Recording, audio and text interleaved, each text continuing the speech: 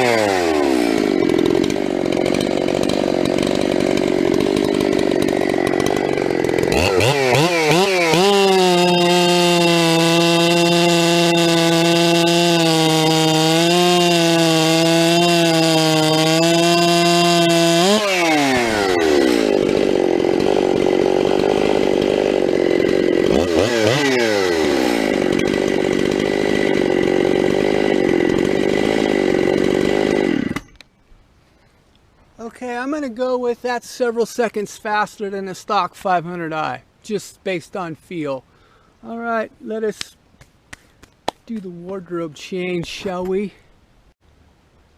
All right, so there's multiple videos in there I'm talking about this and that I like and don't like. One of the things that I forgot to mention, I weighed the brand new one in West Coast trim. It weighs about 1/10 of a pound less, fully fueled, so 16.7 on my not weights and measures accurate bathroom scales, essentially.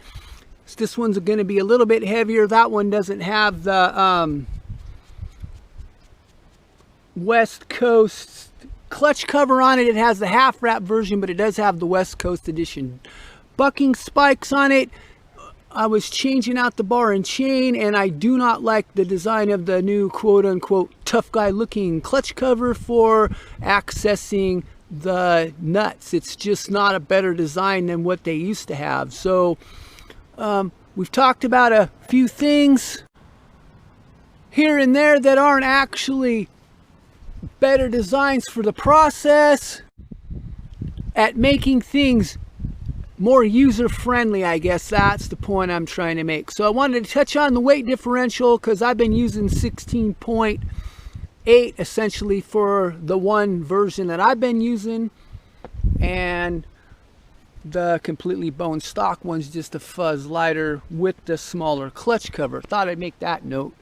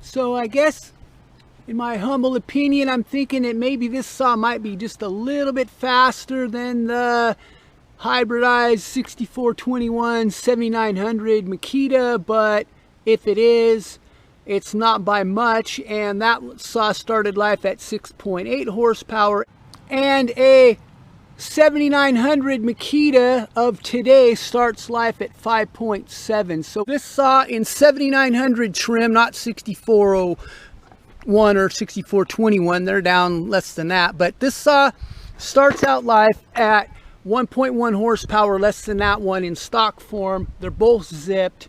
They both run about the same. So we're gonna get my 281 queued up and watch some real chips flying here shortly.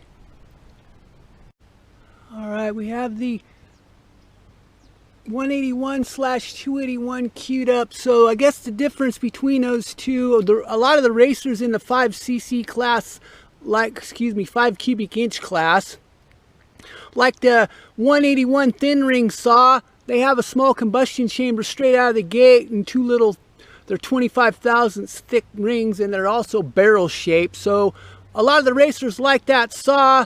They have big bearings in the bottom end. Well, the late ones do. The first ones came out with a 6202 on the flywheel side. Then they upgraded it later. They had a lot of case crackage problems up on in between the bar studs early on. I actually had one of those in my collection.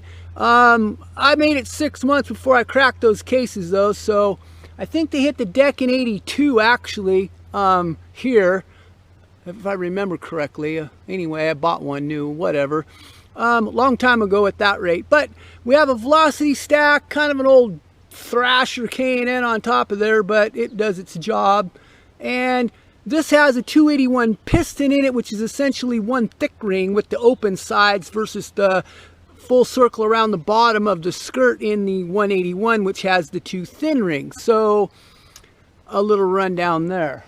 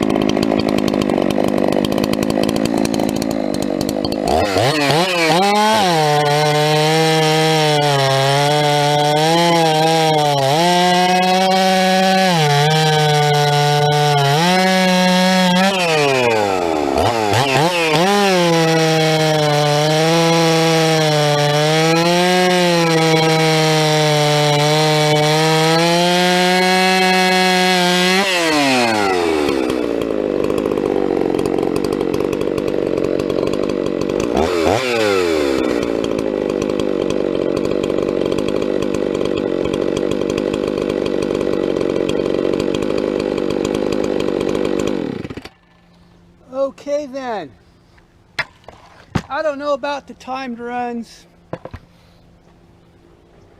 necessarily. We'll put the 2 siblings over by themselves over there, and we'll run the 2 other ones over here maybe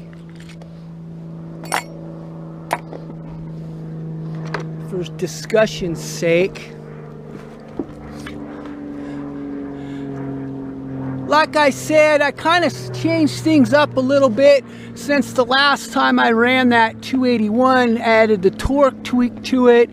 It doesn't help necessarily with just freewheeling, it helps with the glow end grunt. So we saw a chunk of wood that weighs a couple 100 pounds. I was pulling on it hard enough. We watched it leverage it up and keep motoring along. I could not do that with the other saws. I think that's saying something for the 181. So in my humble opinion, the win for just absolute outright power goes to the 281 in the 80cc class. However, that saw is really old.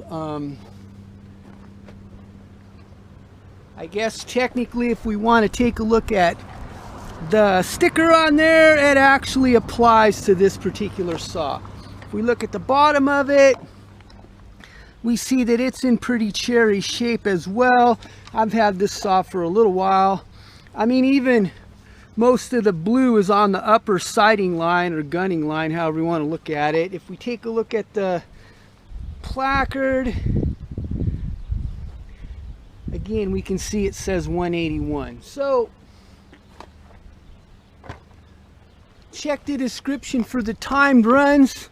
They're gonna, I don't know, they're gonna be interesting. Well, the 500i stalker is gonna be way slow. The other 3 are gonna be relatively close. The last time I ran that 281 and was talking about it laying waste to my Torque Monster 461, that saw was not Torque Monster-ified necessarily. It was just in the standard zip kit that I put on that thing is about Psy-Ko level about 4 years ago. So there you go with a little bit of history. All right, kind of long-winded. We kind of touched on the 500i a little bit, talked about some other things. I ran those two against each other and did some sawing. Just showcasing those two, talked a little bit about, or quite a bit about, what was going on with them in a physical sense, some of the observations I've had from having that saw for quite some time. And of course, a special thanks to my buddy Dave for allowing me the pleasure of doing a lot of test sawing in a lot of different locations, falling trees in a few locations. Yeah, it's just been that. Thank you, man. It's been a real pleasure. All right, have a blessed day wherever you might be on God's green earth, and thanks for watching this one.